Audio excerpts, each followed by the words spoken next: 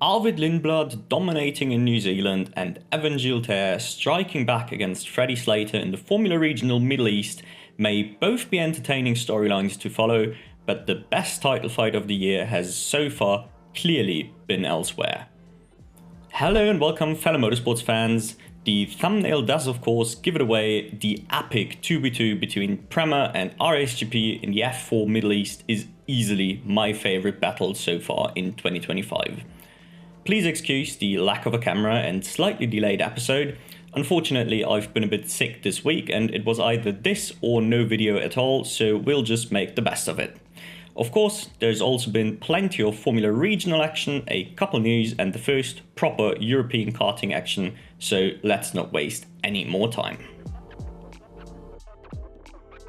The F4 Middle East really just delivered the same fantastic battle at the front we already got to witness last weekend, but this time Alex Powell actually remained involved outside of qualifying.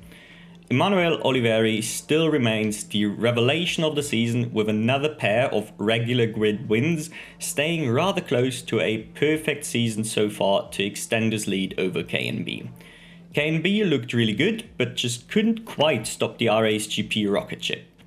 Tomass Stolcermanis actually beat KNB on the road in race 1, but fucked it in race 3 to immediately reopen a points gap. I still don't quite see him as a championship contender, but actually the pace might just about be there. Alex Powell was also firmly behind Olivieri in the packing order and will need quite a bit of luck to get himself back in championship contention. Stolcermanis looks like the clear-cut best rookie in terms of pace and might even be able to rival his experienced teammate soon. But man, the kid has had bad luck this weekend. Still, the Colombian has been nothing but impressive so far in his short single-seater career.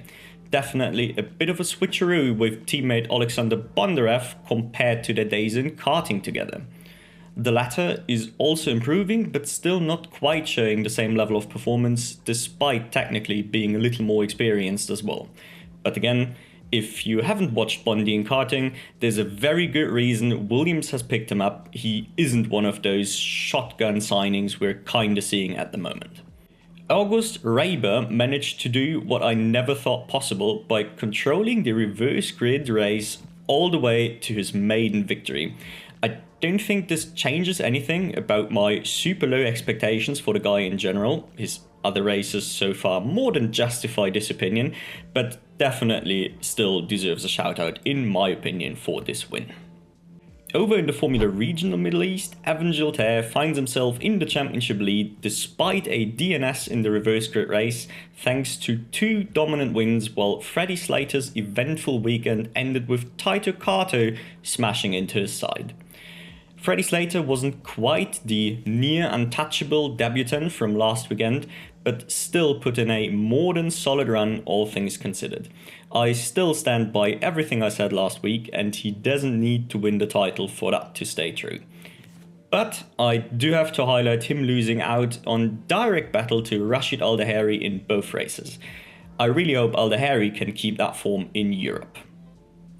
Jack Beaton looked drastically improved this time around, much closer to his F4 self, so I do think last weekend was hopefully just a bit of a fluke, and he'll also insert himself near the sharp end of the grid and on a consistent basis going forward. Staying with the positive notes, Yuki Chukwu also looked considerably better than his disappointing first weekend, even if the end result doesn't look much different. This still leaves Akshay Bora as a bit of a question mark for the RSGP squad. He may have scored his first points, but honestly, he was not looking too good overall. I hope there is more to come, but again, he is very high up on our list of talented rookies we're looking out for in the upcoming season. Last but not least, shout out to Brando Badoea for the reverse grid win and even more so for P2 in the last race. No doubt his equipment is a bit lacking compared to the Premas and ARTs and RSGPs of this world, but he's still got to show his quality and got to show why he will be racing in F3 this season. Over in FROC, Arvid Lindblad retains his iron grip on the championship despite bagging his first poor result of the year with a tyre gamble in changing conditions. Feels really pointless to go on about how great Lindblad is, to be honest. At this point, I might as well save that excitement for his F2 campaign. Instead, let's highlight his M2 teammate Nikita Johnson. By far his strongest weekend yet to take P2 in all 3 races.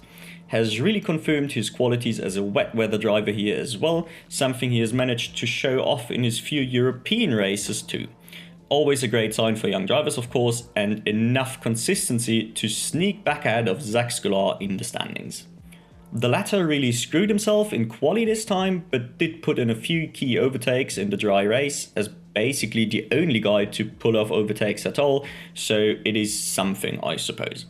Still, Josh Pearson and Patrick Heusenroder definitely carried MTech this time out, both firmly in the front runner camp, or rather as close as Lindblad lets anyone get really. Unfortunately, the same can't be said for Matthias Zagazater, who has really fallen off a cliff a little bit since week 1. Last weekend I thought it was a fluke, but it's slowly becoming a pattern. Yes, a strong wet weather run, but really as one of the more experienced guys on the grid in the best team as well, he should probably be considerably closer to the title fight. Last but not least, I suppose we can give a quick shout out to Tommy Smith, replacing star driver Will Brown until the New Zealand GP. He may be an awful F3 driver, all things considered, but he did a solid enough job here, just like last year really. Not flashy, but certainly more than good enough for his rather underwhelming teammates, if that makes sense. That was all the single-seater action for the week, but I'd suggest to stay tuned. It's time to cover the first bit of European karting action in our quick weekly karting report. The European karting season kicked off with the first round of the WSK Super Masters Series. For those not yet in the know about the karting scene, at least in the categories OKJ, OK and KZ2, the WSK grids can be almost as competitive as the FRA series, although that hasn't quite happened here for the first race of the season. It's been a good day for America in the mini under 10s, with Josh Bergman leading the way all race for controlled win while things kicked off further back. Win Gottschalk did work his way back up to P2, continuing the strong form he has shown over in the US as well.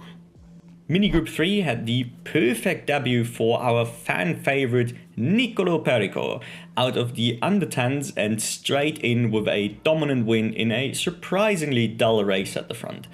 I may be sad that he isn't with Energy Course anymore, but he'll certainly remain a major player all season long. In OK Junior, the first major junior class, Noah Baglin took the win on the road to start the year with a bang, only to get penalised down to P2 behind American youngster Michael McGuire, who had a bit of a breakout weekend all around. Lots and lots of rookies as well, with well too much going on to cover it all. We'll get to new Alpine Junior Crisan in the news segment. Instead, I want to shout out William Kaleja. The young Aussie had a difficult rookie season in the class last year and swapped teams a couple of times by now, but with his new Forza Racing team, it finally looks like it has clicked for Kaleja, and he looks like the guy we know from his mini days, securing his, I believe, first ever podium in the class. The OKNJ, so OK National Junior category, I believe that stands for, appears to be slowly evolving into a bit of a rookie OKJ class, a cheaper way out of the mini chassis to sort of adjust to the bigger karts before stepping up to OKJ properly the year after. Williams Jr. Lucas Palacio absolutely shit all over the field in the final thanks to a fierce battle behind. Remains to be seen if this class will offer him decent competition at all, or if it'll just look like this. Teammate and French rising star Mani Nuvolini had the pace to keep him honest, but was way too scrappy, including a penalty down to P8 post-race. I'd expect him to come back stronger though. In the OK Seniors, we really had the perfect setup for the season as rising superstar Dries van Langendonk got big competition from Zach Drummond and Christian Castoya, who beat him to P1 and 2. Zach Green, Jacopo Martinezzi and Sebastiano Pavan all firmly in the lead Group 2 and brawling for the win. We know all of these are quality drivers, but this year will show if any of them can rise to the sort of Kimi Antonelli or Freddie Slater-esque hype before stepping into cars. The KZ2 shifters had a bit of a weird field, with about half of the small grid occupied by the Saudi kart army. Nevertheless, the fight for the win was perfectly diverse, with Stan Pex taking it in his kart republic ahead of Kramer's Tony Kart, while leading Saudi driver and European champion Mateusz Bergel had to settle for P3. It's been a solid day for the young chargers in the class as well, with the likes of Dion van Werven and Max Orloff taking strong results.